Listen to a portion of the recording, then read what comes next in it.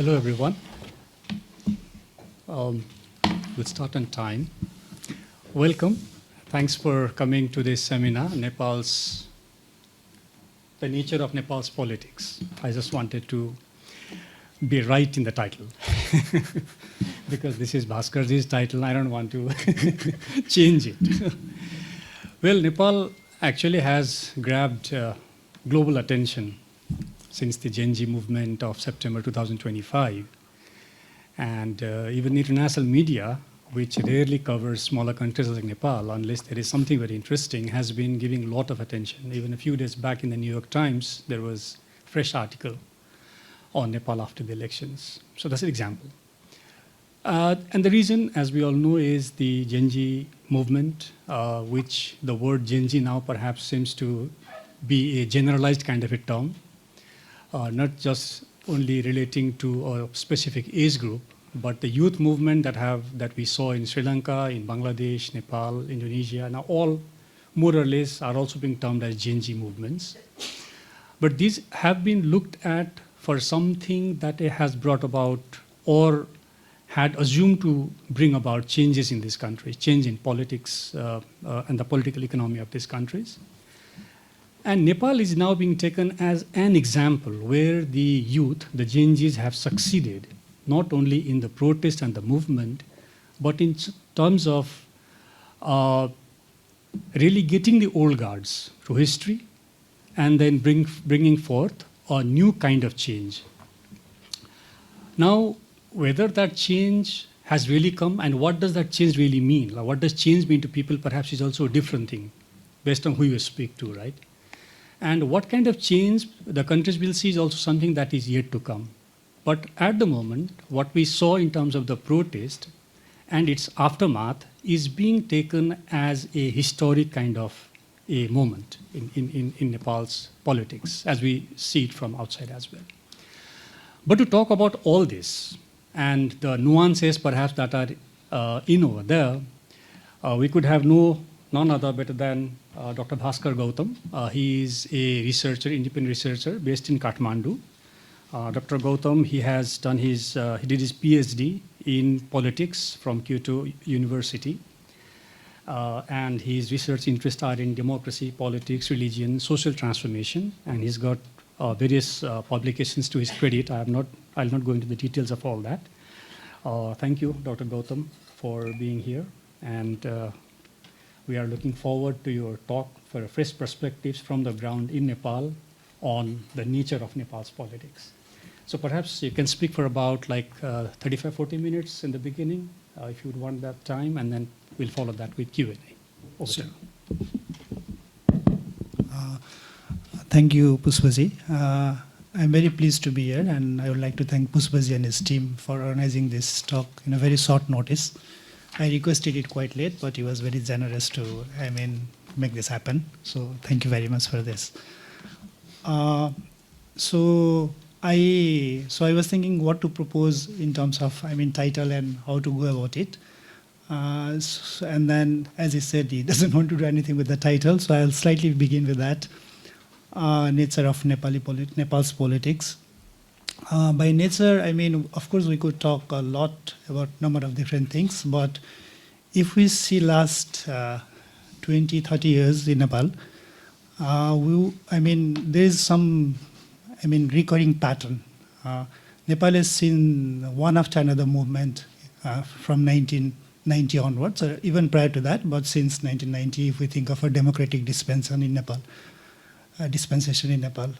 And then, so there was this conflict between 1996 to 2006, and we have gone one after another series of protests. And there's a popular saying in Nepal that every decade there will be one big uprising, and nothing changes. So one fundamental question is with a different kind of a democratic uprising and other forms of ethnic uprising, including insurgency that Nepal went through, that on a face value, it looks like, many things has changed. Nepal became from monarchy to republic, from Hindu state to secular state. But if we think of, people's living conditions or quality of life, then little has changed. So we have moved from this very vicious cycle of, one after another protest. So the question is, whether we are just actually going through one after another cycles, or we are breaking the cycles. So, and this movement, at the moment, Gen Z movement, through which unexpectedly, in a very unprecedented level, new generation and new political party emerge out of election, whether this will be able to actually break that cycle and deal with some of the long-standing problem that the country is facing. And by problem here, I mean some of the core democratic challenges that we have been unable to translate after each historical opportunity that the nation has got. So one key historical opportunity in the life of Nepali nation was after conflict in between 1996 to 2006, when there was a decade-long armed insurgency. After that, basically Nepal came to this peace process, and it was able to organize, hold an elections, which was to write a new constitutions. Not that it is not that Nepal didn't have constitutions earlier, but there was this opportunity to reimagine state and reorganize the whole thing. And this whole debate about state restructuring in Nepal from 2006 onwards until 2015 was at the core of national politics in one way or the other. What we have seen since then is that immediately after the constitution came about, there is this talk, again, there is this popular saying that goes on in Nepal that in Nepali they say, "Vyavastha badle, avastha badlena," basically means that system has changed, but condition hasn't changed. So this cycle of, recurring cycle of protest and from one constitution to next constitutions, whether, at Nepal at the moment when it is at the new crossroad, whether it will be able to break that cycle or not, it's something I think that people are looking forward to. And I think this is one of the questions that is there. And so basically when we are thinking of this whole, recurring cycle and some of the core problems associated with democracy, the question then comes is, what is it? What are some of the long-standing problems that Nepal is dealing with in last 3 decades at least, since 1990? So I'll slightly actually navigate that and then put forward some of the questions for discussion so that, we could maybe together delve on it. One is we have seen, at the moment what we saw when, as he was telling, this Gen Z has been a generic thing and a global phenomenon as well. So basically this time what we saw was that there has been in Nepal, compared to some of the neighboring countries in South Asia or elsewhere, even in Southeast Asia, there is this global perspective that Gen Z has emerged out of the uprising, and they have been able to institutionalize through elections. So one core thing that is at the politics now, since September uprising, and immediately after that is this, generational question of old versus new. And there are 2 aspects associated with it. On this generational thing, if we see Nepal's history, democratic history since 1950 onwards, then younger generation has always been at the core of protest. So in that sense, it is nothing new. And particularly since 1965 onwards, when student politics came into being, mobilizations had been at the core of Nepali politics, and they have been backbone of all systematic change it has happened in history in Nepal. But I think what is different in terms of mobilization now is that basically this time when youth came out in the street, they were not part of the student politics. These were the youths actually whose political socialization was very different compared to their predecessors. So in that sense, this youth actually come from non-political organizational trajectories. And the way they could actually come as an association or as a collective was through digital network. So with youth, I think what has emerged is that this global digital shift has allowed a different kind of organizational and institutional space where one could actually do away with, past sociological political mobilizations, which means that there is a new forms of mobilization that has emerged along with digital generations. And this is something actually where new generation has outsmart, let's say, students who are directly associated with party politics. And we could see that particularly not only during the uprising in September 8 and 9, we could also see that particularly during elections. The way they used digital tools for political campaigns and also in electoral concentration was completely different than what it was like in the past. So this actually digital shift, and through which different forms of a network has emerged, where basically one doesn't need let's say conventional forms of political association and mobilizations to come together and put your political aspirations out there in public. That is something that has changed drastically over time with this generational shift.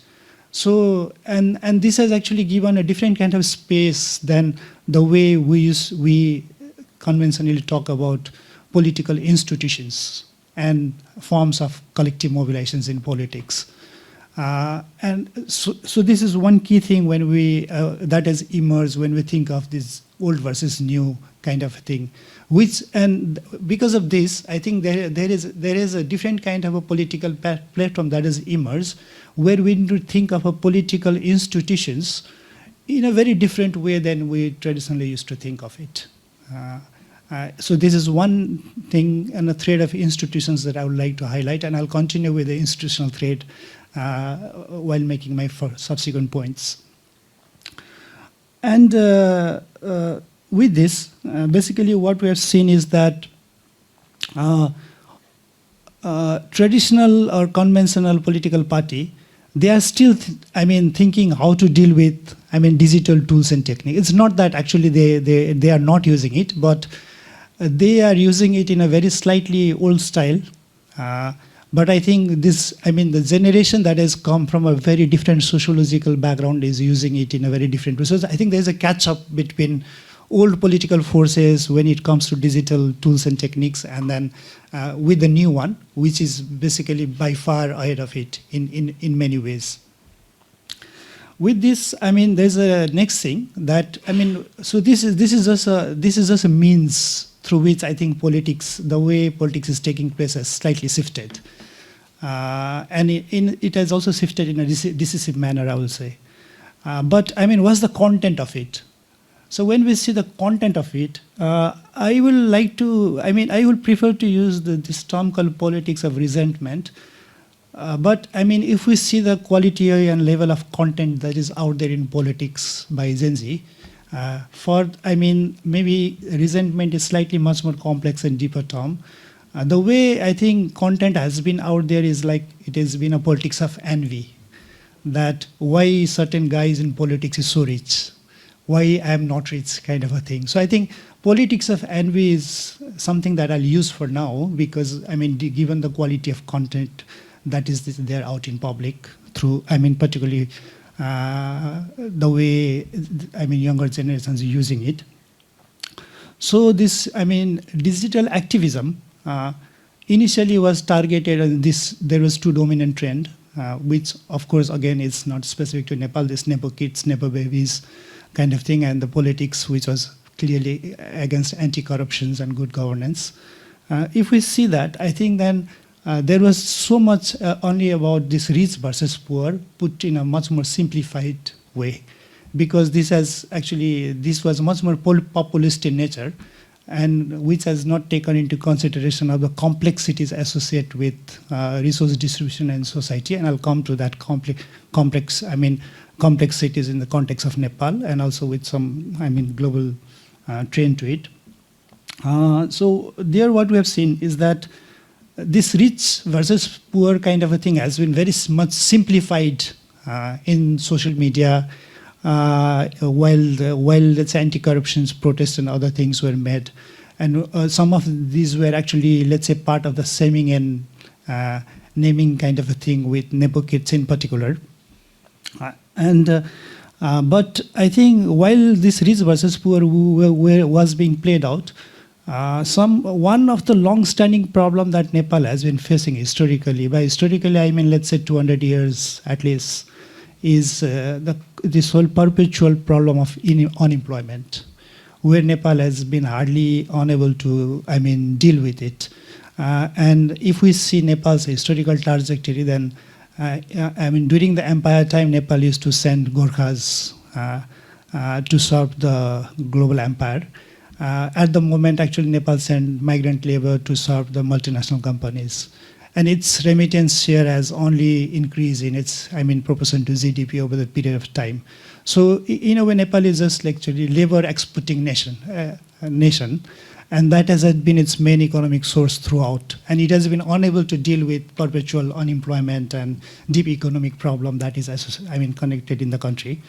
But when this anti-corruption debate is being put out in public, it is put in a very language of envy without actually dealing much with some of the economic complexity that we need to think of. And how, let's say, this new government will deal with this core problem of long-standing problem of economic precarity, which is associated with unemployment and growth. It's something that we need to see. It will of course take, quite a time before they will be able to deal with this because of our internal structural economic problem and also the way Nepal has been connected with the global economy. What we have seen, in this debate is also that not only this whole politics of envy is put in a particular manner, the quality of content, there is also a decline in political values. The quality of content is not only populist, it is also, it also looks like there is not much political values in which actually it is being put forward. So this whole rich versus poor debate is actually taking a new turn in Nepal after the government came into being. This new government, which has won elections with almost 2/3 majority. So there is a provision in Nepal where where the cabinet members need to disclose their property. And once it was being disclosed, it turns out that many of the people who are in cabinet now are super rich. They are even richer than some of the politicians that we have in terms of their property valuations, which means that, this whole new rich versus poor thing was much more kind of a sentimental thing, puts much more in a simplistic manner for our populist politics. And politics, again, has been, like in history, captured by a new lot of elites whose core actually social base comes from a property holding of significant scale and depth. If we think only of, let's say, 5-7 months earlier and now, then I think this debate about you are rich or I'm poor or why are you rich, it's turning out to be that why can't we be rich kind of a thing now, which is again, I'm saying this is so simplistic or that it doesn't deal with some of our perpetual economic problem the country is facing. But I think it was used as an instrument during the campaign while fighting against the older guard and older lot. But now, how they are talking about it is very different than how they used to talk the 7 months back when it comes to wealth and property in the country. But then this is deeply related with one of the core historical problems that Nepal is grappling with. That is, since peace process, which is 2006, and when Nepal was writing its new constitutions, among many things, Nepal was, historically concerned with how to deal with, its historical centralized nature of power, which is concentrated where basically both resource and power is concentrated at the top, and the nature of state has been very centralized historically. So one of the issues that Nepal is democratically dealing with, I mean, particularly in last 18 years, since new constitution came into being in 2015, is this, I mean, devolution of power. I mean, popularly we call it federal setup, new federal setup, where from, I mean, one tier of government, we went to 3 tiers of government. But I think at the core of it, there is this whole decentralization. And by devolution of power and decentralizations, we basically mean, let's say, one is sense of fairness that state need to provide to citizens on all kind of services related to the governance. And also basically opening off, I mean, this by sense of fairness, we, particularly in country like Nepal, which is much more diverse in its manner, with more than 120 languages and, I mean, officially 60 plus ethnic community, how Nepal actually institutionally deals with diversity is at the core of it. And this has been one of the key debate in Nepal, particularly since 90s. And its simplified term is inclusive democracy, and how we are going to deal with this inclusive democracy. On this, basically what we have seen in Nepal in practice is that on the electoral front in last 20 years, we have done, I mean, we have, let's say, materialized it to some extent through the mixed electoral method, where we have, I mean, at the moment, 60% for first past the post and 40% for PR seat, which is reserved as a quota for marginalized community.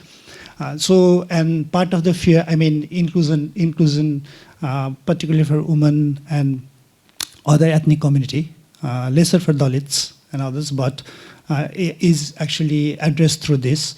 But beyond electoral practice, Nepal so far has not done much in terms of dealing with inclusions in other forms of state institutions, despite there are some reservations and quota. So, but the question is, basically this relationship between democracy and diversity in Nepal is much more complicated because of its diverse societal nature, with which also comes other forms of cultural recognitions and rights. So this sense of fairness in democracy, and how Nepal is going to deal with it, something very core and fundamental to this devolution of power. And with this is also this, how Nepal, not only over the period of time will gradually become inclusive in terms of state, I mean institutional arrangement, but also while being inclusive, it also actually creates this inclusive economic opportunities for people, so that it will also simultaneously dealing with economic inequalities. So how these economic inequalities and other forms of cultural exclusions that historically happened will be dealt while Nepal is devolving. It's something is at the core of it. So, and this is deeply connected with, I mean, sense of fairness and resource distributions together. But what we have seen is after this government came into being, part of its populist,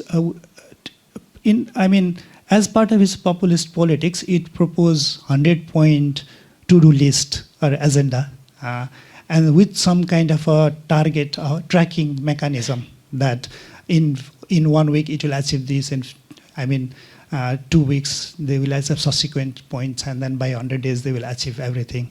Of course, it is not going in that manner and directions, but at the core of it, what we see is that this 100-point agenda that government has recently proposed is heavily centralized in its nature. So there is this whole centralized tendencies at the core of it, with not only centralization of power, but also combined with digital centralization, and partially supported by what we can call, digital forms of transparency and tracking. So its transparency is limited to what can be tracked digitally. But beyond that, actually, the whole idea of transparent accountability, which I will briefly touch upon, is not there.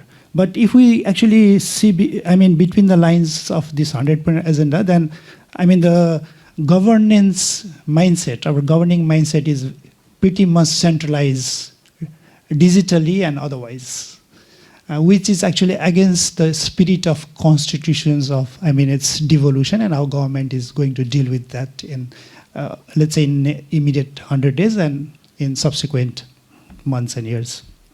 It's something that is also there when we think of democratic institutions building, which if not addressed properly, then I think the question that I put forward in the beginning about this breaking the cycles, whether we'll be able to break the cycles or not, or we'll just move from one protest to next protest within the span of certain time, it's something that is, that we have seen a lot, and maybe we'll again actually move into that vicious cycle if this is not dealt properly. And with this comes two other core challenges that is there when we think of, institutions in Nepal. One is what I call is what we have seen historically, and one of the core problem of democracy in Nepal is that, individual performance and political show-off is by far ahead of, constitutionalism and institution building. So if we think of, let's say, the idea of writing constitutions through people's, constituent assembly, where there will be no, representative from people, has a lot to do with basically Nepal following constitutional path. But over the period of time, what we have seen, in past government and also now, is that whoever goes to office basically emphasizes personal performance over institutions building, and they have been systematically encroaching constitutions in all possible manners, culturally and democratically. Even now, if we think of first two acts of the new government, one was, when the oath-taking thing happened, it was done in a very conventional Hindu combined Buddhist rituals against Nepal's core secular values that is quoted in the constitution. So one problem that Nepal has been struggling culturally when it comes to governing is that all the past government actually has been informally and unofficially promoting past Hindu practices, and they have been unable to do with the Hindu identity of the state. And the first act of government this time was also not very different from that in terms of ignoring what is there on the secular basis of constitutions and continuing with its past practices in a much more amplified manner. So this oath-taking ceremony this time was far more amplified version of what it was, what it used to happen in the past. But we're continuing with the old legacy of Hindu state identity. Next is basically when we think of institutions building, I think the core debate in Nepal has been that separation of power is not working as it should. So check and balance is poor, so government is corrupt. Check and balance is, separation of power is not good, so there is intervention on Supreme Court and those kind of things happens. But what we see, if I link this with rich versus poor and resource distribution in a society, then even if separation of powers work at its best, separation of power will not be able to deal with inequalities in society.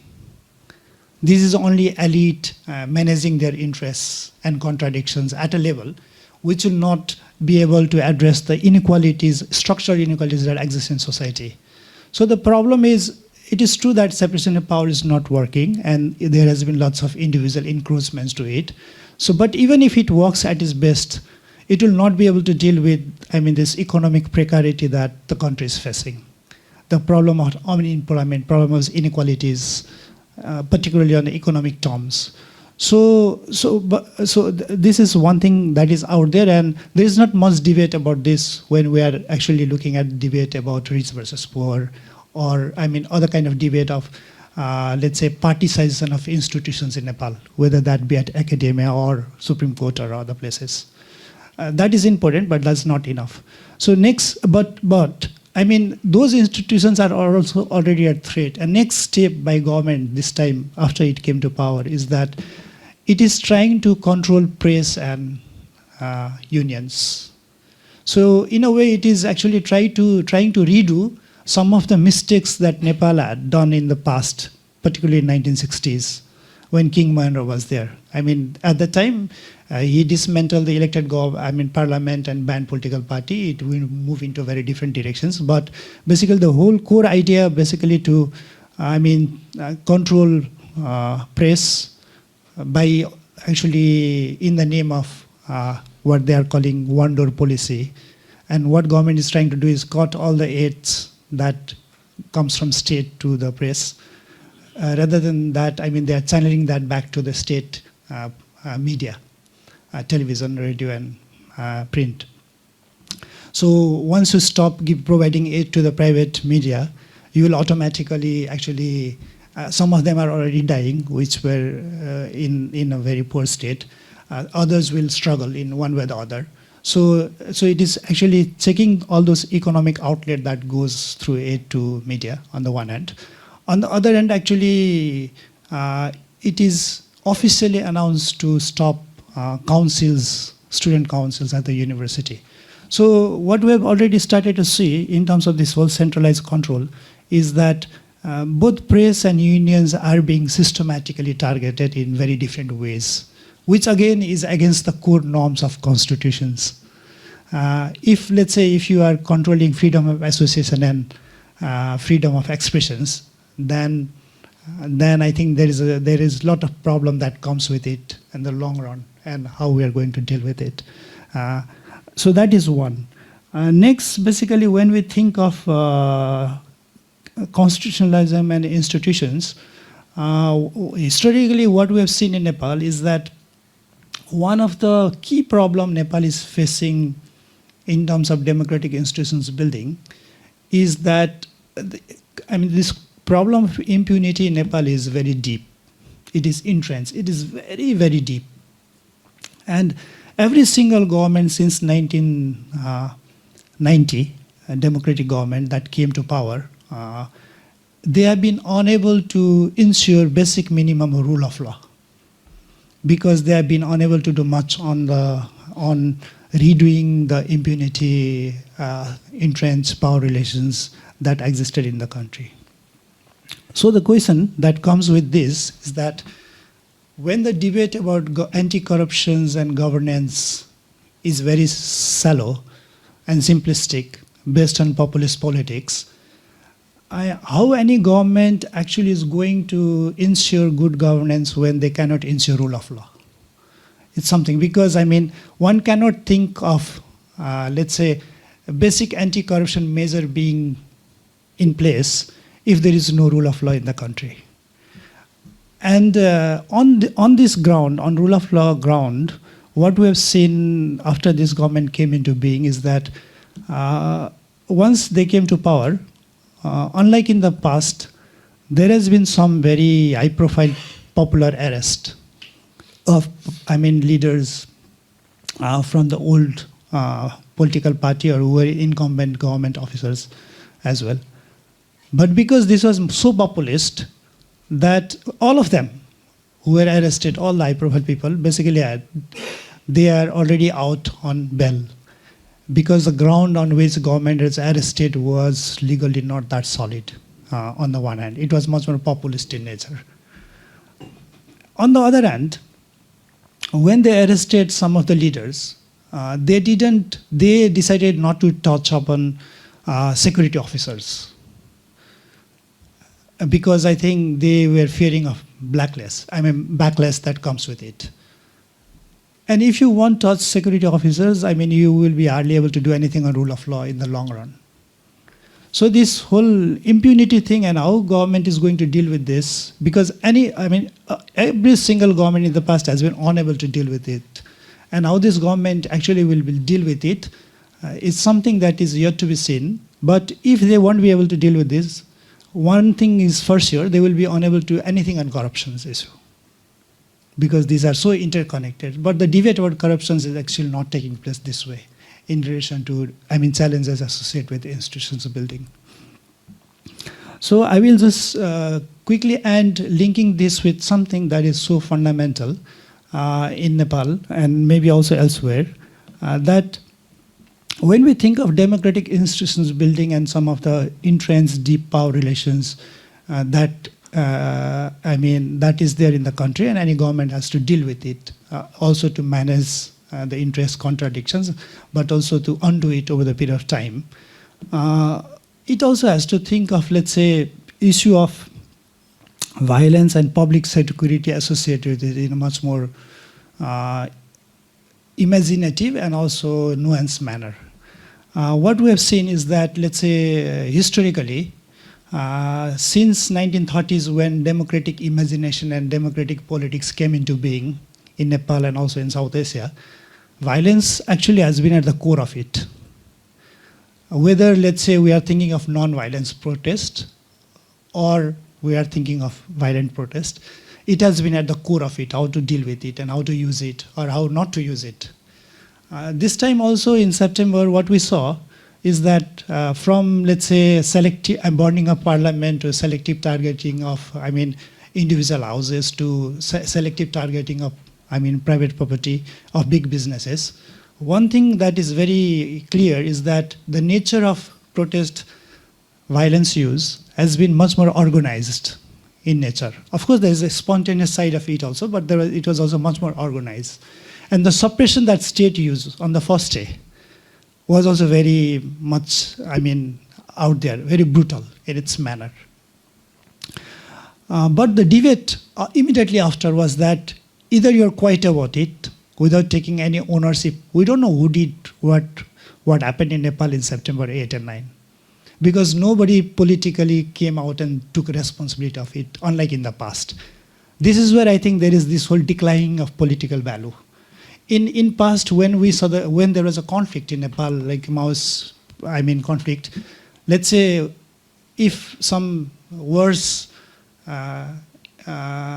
killings happened, the revolutionary group used to take responsibility of, that wrong deeds. Or they used to take responsibility of the deed they thought would be benefit for them.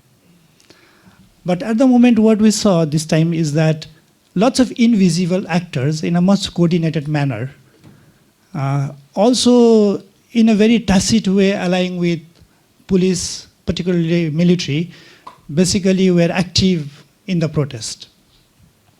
But without taking any responsibility of all the public and, let's say, human and physical damage that happened in the country. So I think there is this whole, lapses of ethical and moral side to politics is also at the core of it when I say the values are completely declining when we think of politics. But then this question of, violence come with basically issue of public security. And this is very fundamental is what I see, that in September 8 and 9, what we saw was that temporary melting of state power and security system in the country. And no security or officers or institutions and no political organizations taking responsibility of it. And the question now is that if nobody is taking responsibility of it, then how we need to think of, let's say, issue of public security in the long run. What are this, police, military and other entities going to do? Because they are run by citizens' taxes, right? But they are not responsible to state and citizens and their basic security. And if we are to redo the question of impunity, rule of law and other thing in the long run, to build other, let's say to check, to deal with corruptions, good governance simultaneously, but then we cannot question any of this for the basic responsibility that they had to do, then it is far beyond actually the capacity of this government or public in Nepal to questions about the corruptions that they are into. Corruptions, I'm talking about the corruption of army and police and others as well here. So this is much more complicated when we think of, let's say, this government has come, they will do reform, they will ensure good governance, but without dealing with any of this, some of the fundamental issues that is associated with violence, power, and this economic precarity and diversity in the country is something that will be, difficult to believe.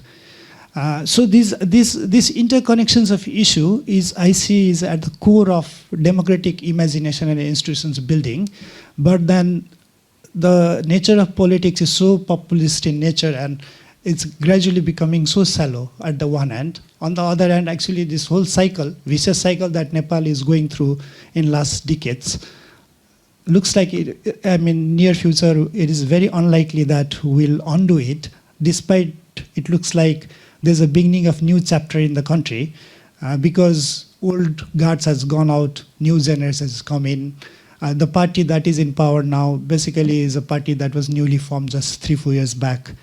There's I think, globally popular reporting that Gen Z in Nepal has actually formed a party and came to power, which is not true, because Gen Z in Nepal didn't form a party.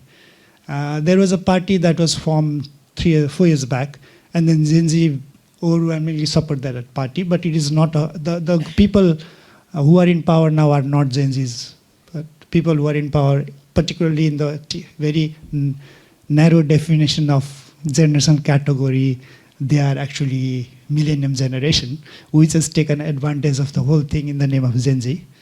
So I think this whole generation conflict will also emerge in a very different way again, but I think its language has completely changed is what I see. But some of the fundamental issue is out there, it is there, it will remain so. And how we are going to bring these issues up front, vis-a-vis, let's say, other country in the regions, and also also in relation with some of the global pattern. Global pattern, particularly if we think of precarity in Nepal and economic development, I don't think Nepal can actually independently on its own change the course of its economy without considering its place in the regional and global stage. So that is also core out there. So I think these are some of the issues that we need to think of beyond the kind of populism that is out there. I'll stop it here for now. Thank you. Thank you, Bhaskarji. I think that was very comprehensive. And despite the hope that is there in terms of the changes and maybe a new beginning, a somewhat new beginning for Nepal, the picture that you painted is not so optimistic. It's quite a pessimistic kind of a picture. I think there are several questions on the floor. If I may ask you to begin with, one broader question, perhaps also a hypothetical one, or maybe not even hypothetical one. As you said, like Nepal has gone through these movements, protests, every decade or so in the past. And actually, if you look at it, this is not a new time. It's not a new movement that the youth have been in the lead, right? The youths have taken the lead in almost every movement in the past. And also in terms of the majority, the kind of majority that the government has got, it's not the first time again. If you look back at the at Nepal's politics since, say, 1950s itself, political parties have got majority in Nepal. And even in recent history, actually, the communist parties at one point of time had got more than 60% of the votes, if like total was combined. And two parties coming together was almost like 2/3.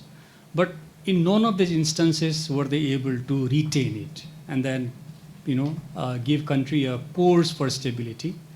So this time as well, some of the features that have actually been seen in Nepal's political parties in the past, some of those factors seem to be present in the current political party as well. So for example, like the two charismatic leaders in the party, they have been going well, but you never know. And some of these things have already been started being seen, right? Even recently in terms of electing the deputy speaker of the House, it became public that there were two versions that came out actually. But then I think it's the beginning, so they were able to tame it. But we don't know how this will go further. So in terms of what you presented and how this is going about, and also the global conflict, the West Asia crisis that's already impacting Nepal, and the high hopes, the high expectation that people have this time. Because when I was also in Nepal during election time, and I was speaking to people there as well, people have placed very high hopes actually. They have very high expectations. Now, if the party, if the government will not be able to deliver, where do you think Nepal's politics will go towards in terms of stability, in terms of the economic, I mean, the deliveries that they have to give to the people. Of course, in governance, that is what perhaps they are starting with to show that they are for good governance. But that alone will not work for the people, right? Because as you said in the very beginning, when you look at political outcomes, you have to look at the livelihood of the people, the changes that will be brought. So when people don't feel that they have been getting that, where do you think this will go? And what do you think will be the future of the older parties now? Are they relegated to history completely, or do you think they can make a comeback?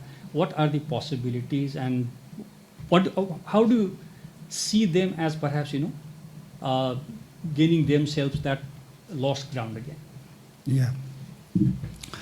Yeah, I mean, how, let's say, older party will reconsolidate, I mean, depend a lot on also how this government will perform. And I think in terms of, let's say, some of the long-term issues, and I mean, this government performance, I mean, what we have already started to see at the moment is that, I mean, just to make familiar to other people, otherwise we might get into details of Nepal politics in a very different way. This government actually is very nationalist, populist, and conservative at the same time. So its base is very conservative in nature. And one very clear sign of this at the moment is basically they are trying to tighten the Nepal-India border.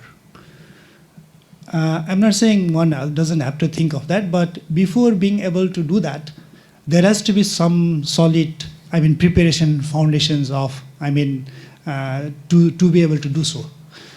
If Nepal is, let's say, pretty much dependent on all kind of goods for day-to-day subsistence, without doing the background work on how to deal with it, if actually it jumps to controlling the border, then I think the kind of backlash that it will face will be something that will difficult to imagine.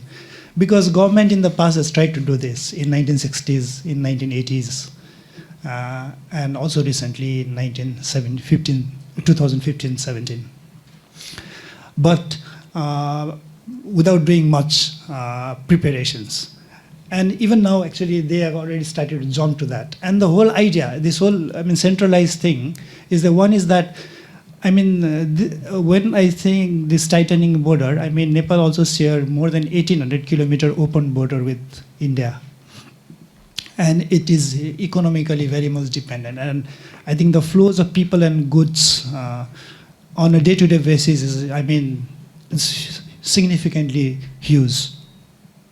So if you think that, then what we have seen is that the only reason this government is trying to do that is they want to increase tax, I mean custom service, right? But then without creating other material condition and basis in the country. And this won't last. Because we have seen this tested in Nepal several times. And let's say if this continue for a while, then what happens is that this government, at the moment, is because we had this early election because of protest. So we'll have our local and federal, provincial elections technically within 12 to 18 months. But because this government did so good in the parliamentary elections, they want to pull that election a little early and take the advantage of this sentiment in their favor that is out there, right?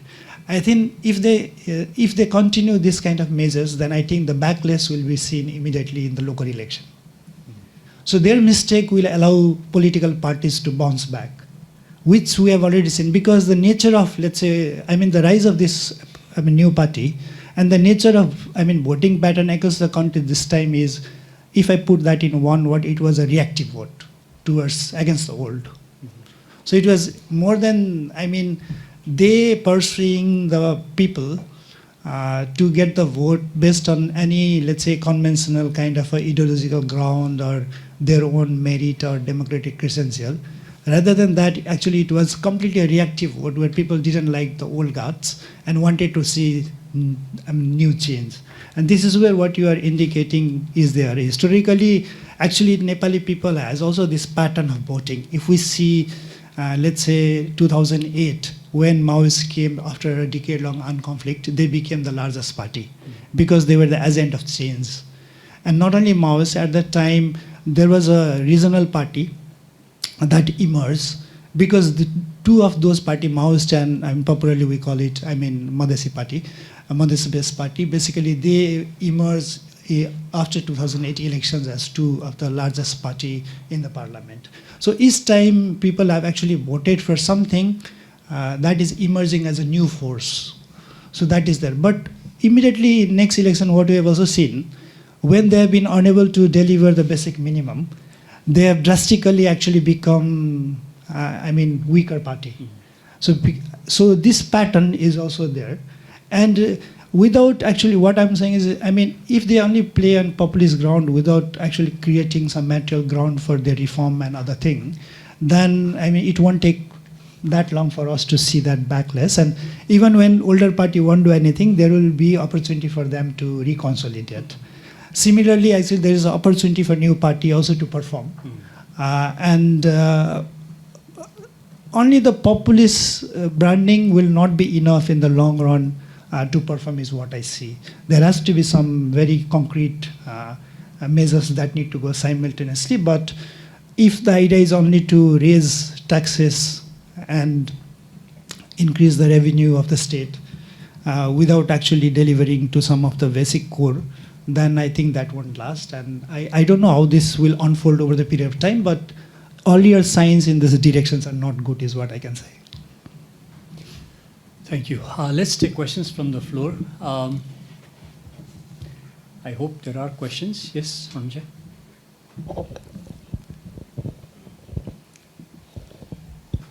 Hi, thanks for your talk. I had a couple of questions. One was, have you thought about the, since the elections in Nepal and Bangladesh were so close to each other, I was wondering, why the outcome in Bangladesh was so different, where, you actually had a mainstream, political party returning to power.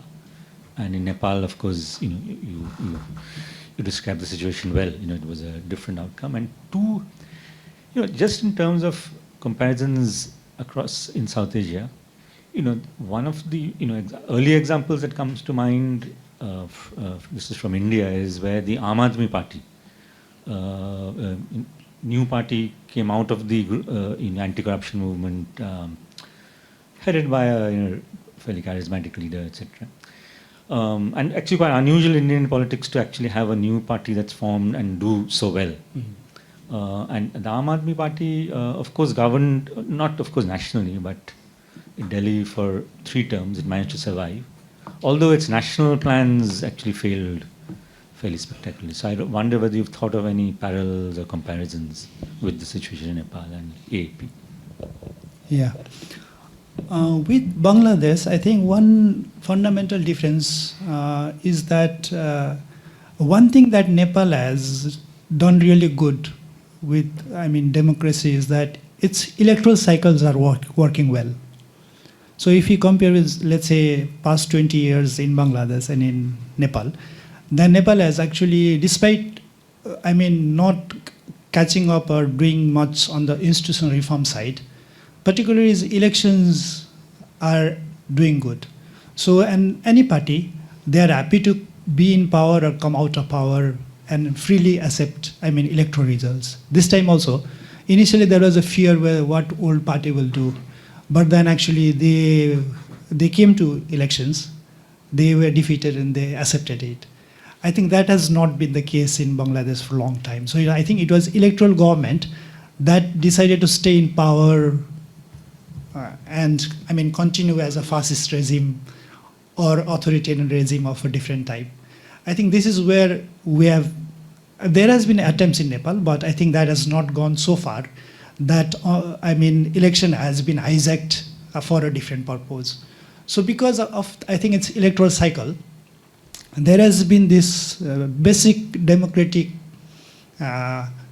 cycles of, coming in and out of government is in place, which I think showed a very different result this time, unlike Bangladesh. I think that's the main thing I see if I compare with Bangladesh.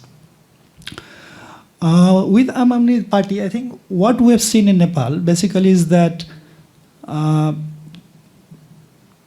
there has been, lots of references to Aam Aadmi Party, particularly since, let's say, 2011, 12, 13.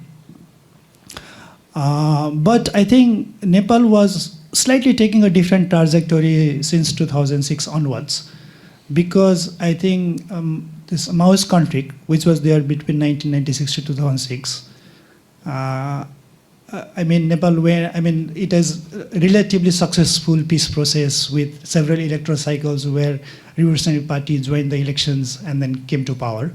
So I think the phase in Nepal from 2006 to 2015 was a phase of much more radical imagination and aspirations of restructuring state and redoing the whole thing, which was far more radical than Aam Aadmi Party. So the forces that was referring to Aam Aadmi Party merely on a governance reform ground, I think we were already dealing with something much more complex in terms of state restructuring.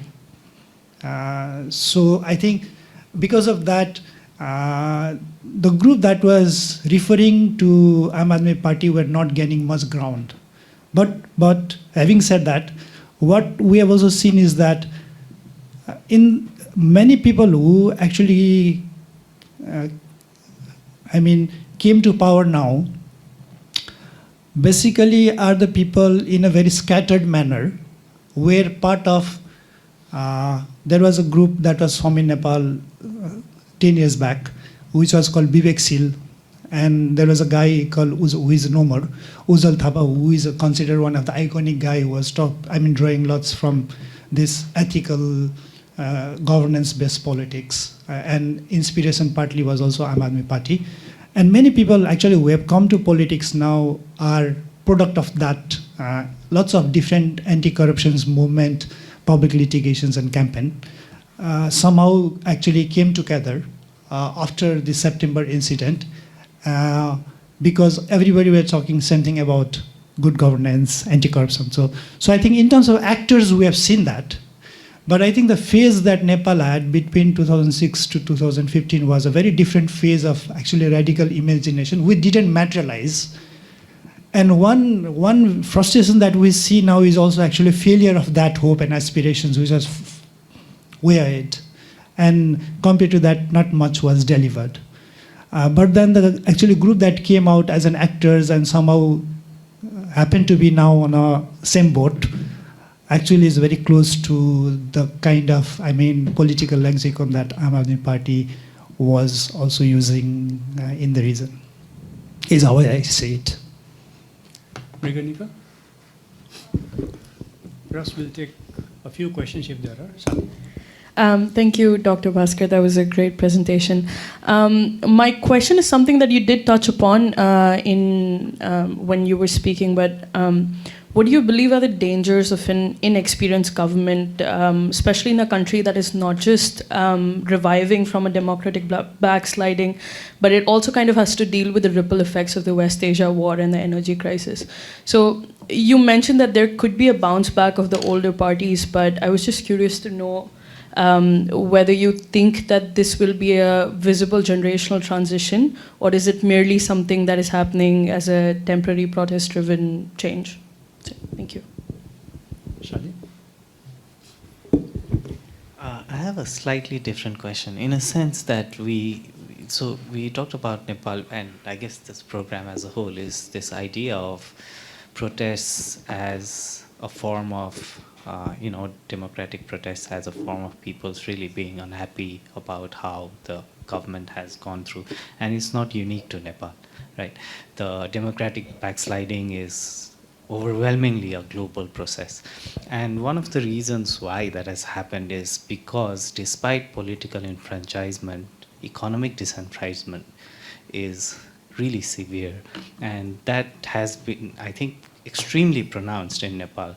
And this idea of protests being rich versus poor is not just, to an extent, a simplification. That it's also about justice. That in the era of social media, people, when they flaunt their wealth in such an overwhelming manner, and not just in Nepal, right? But in Philippines, in Indonesia, when we are suffering and you are flaunting so much of wealth. So the question being that this detachment of economy being slightly separate from politics, is that really viable? That over time, if democracy has evolved so much in Nepal, we went through the idea of, as you said, monarchy to a secular state to now being a federal state with 3 levels of government, and people don't see any outcomes, improvement in their economic lives, then we as academics, should we really just talk about only politics or put economy at the center of any political discussion? That any movement forward not just needs to talk about people's political rights, but economic rights as well. And that's how we move the needle forward. So just a food for thought. Yeah. Thank you. Maybe take one. Yeah. Sure. Sorry, we'll Thanks, come to next. Bhaskar, for the presentation. I'm trying to make this into a question. It's just a few ideas. So you were talking about how, in the context of the protests and the aftermath, there is this perceived decline of political values. And I'm kind of comparing it to also what is happening in Sri Lanka, and there are many parallels here. And I'm interested when you say that, so there were invisible actors in terms of how certain actors were kind of marked as stakeholders of the protests and how the army functions within this context. And how some of the behavior of these actors are not just anti-democratic, but it's also anti-state to some extent. So there's this anti-state element or anarchist element, which we saw in our context as well.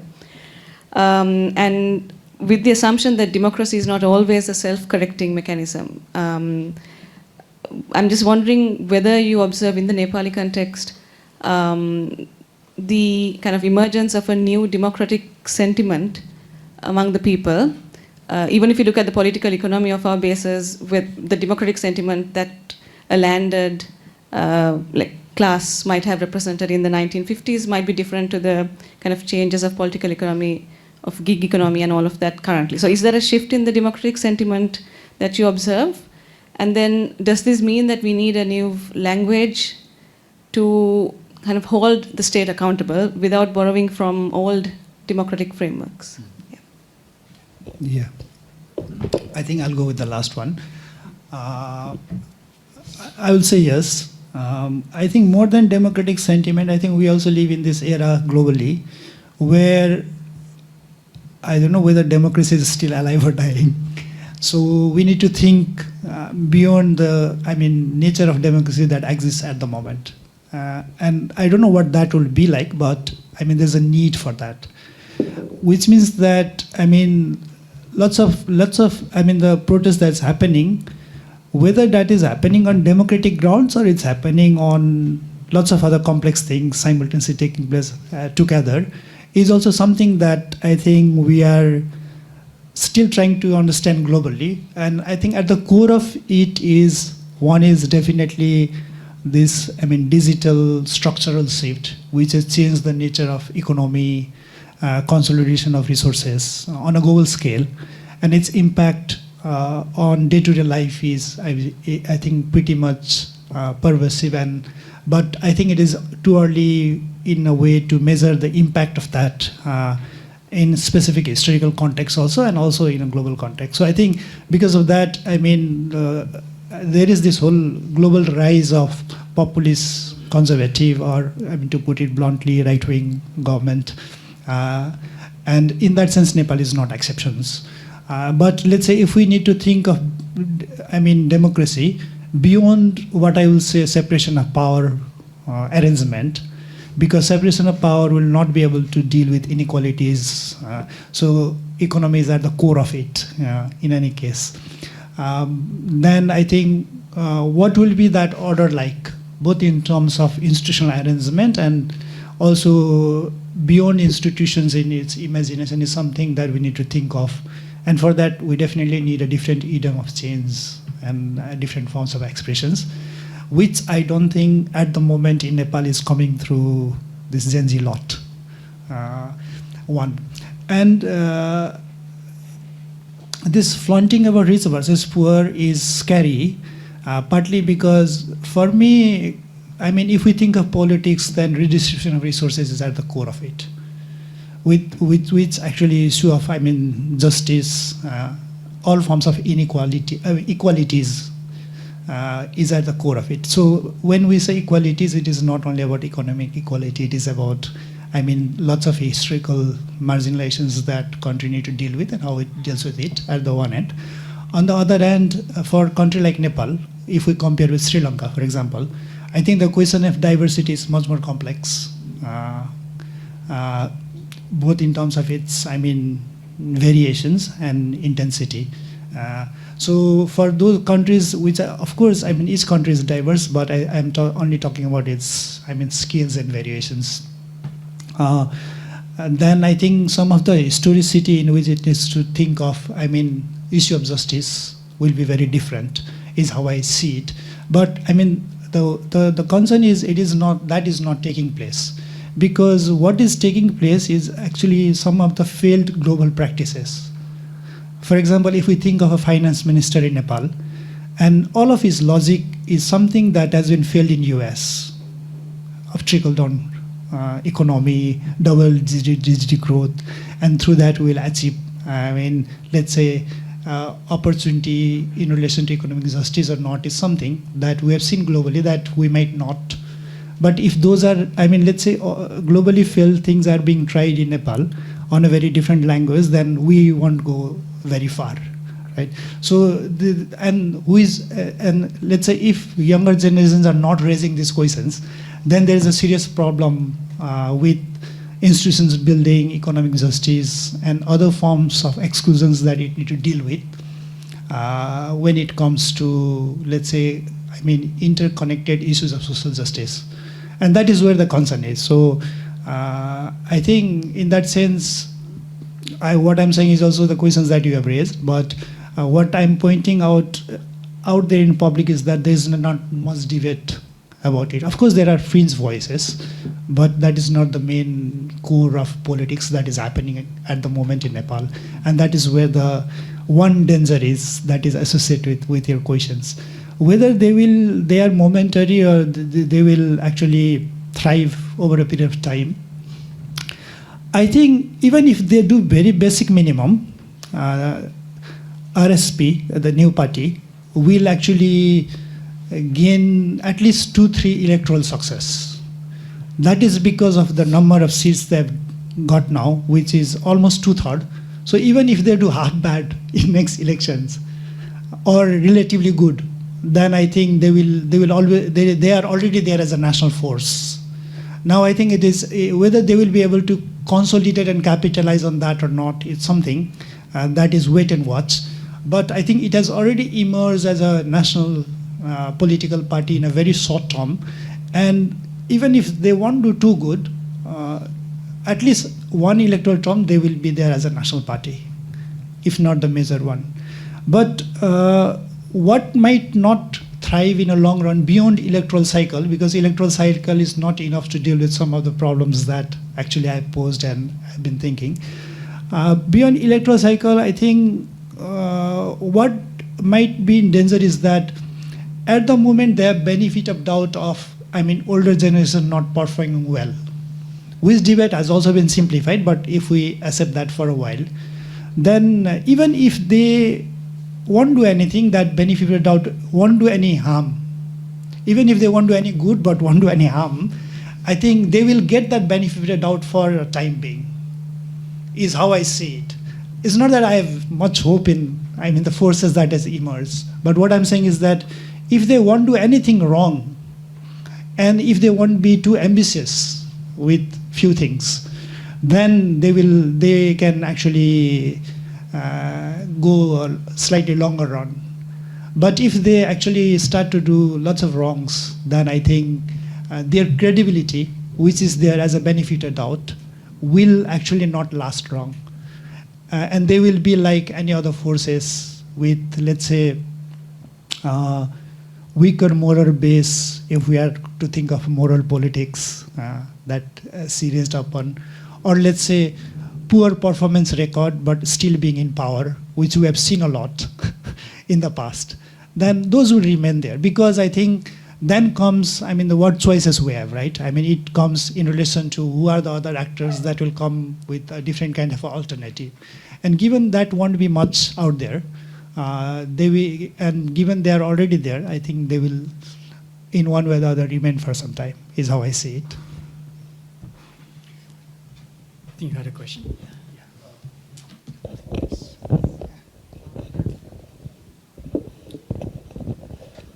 Thank you, Dr. Bhaskar, for your fruitful thought. My questions just want to get from you, whether do you have any professional intellectual think tank team in Nepal right now to combine like old version, new version, and give right output, in a sense, constructive leading to the Nepal? Sorry, can you repeat your question once again? So whether you have, do you have in Nepal like intellectual team to make like think tank, like what we come through like 1960s to now, and right now we have a new team, and what we face until now, so to combine this by the intellectual team. Mm-hmm. So whether you guys have this kind of team or not? Yeah.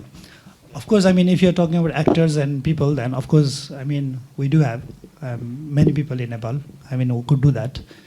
But I think this question is not independent of the political economy out there. By political economy, I mean, historically in Nepal, if we think of knowledge productions, then state has not invested anything systematically. State has actually misused resources in the name of knowledge production. So there was a study sometime in 2012 that whether Nepal also should set up, I mean, bodies like Social Science Research Council that exist in other country. And I think this study was headed by Pitambar Sharma.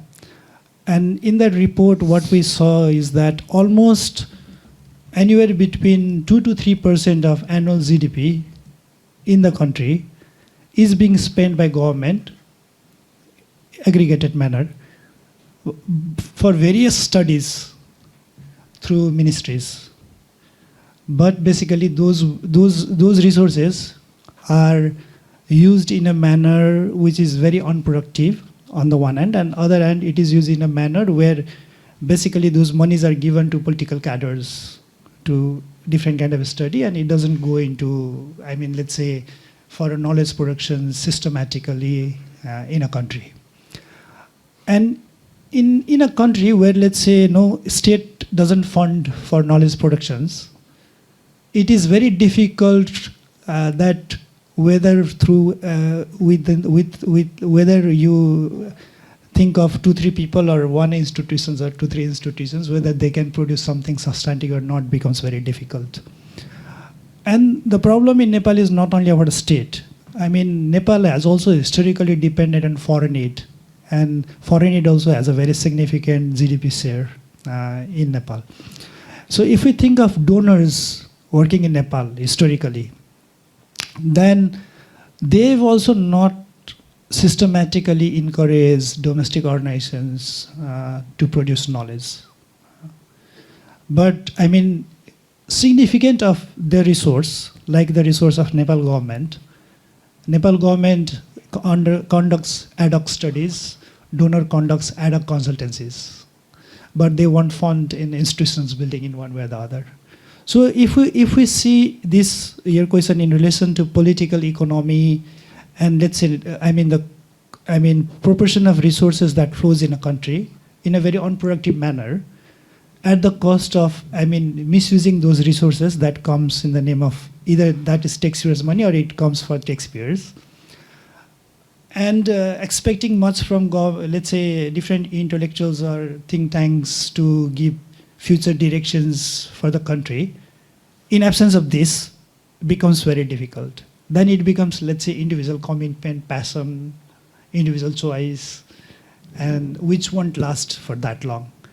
But again, my answer is, if we think of human resources that exist, but if we think of an institutional arrangement and the way resources are being spent, then it is very difficult.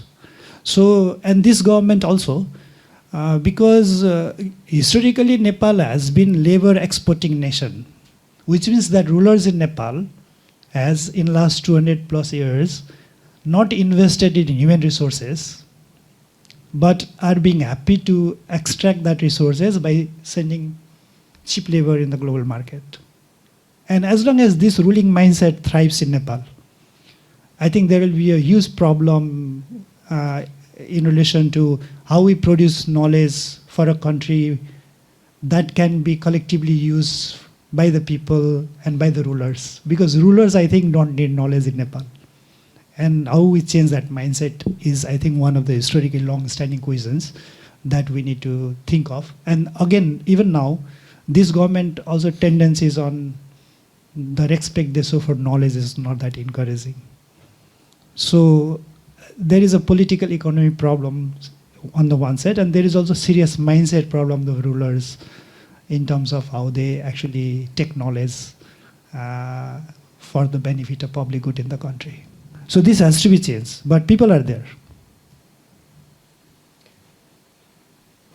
Maybe we'll take the last question. We're running out of time. Yes.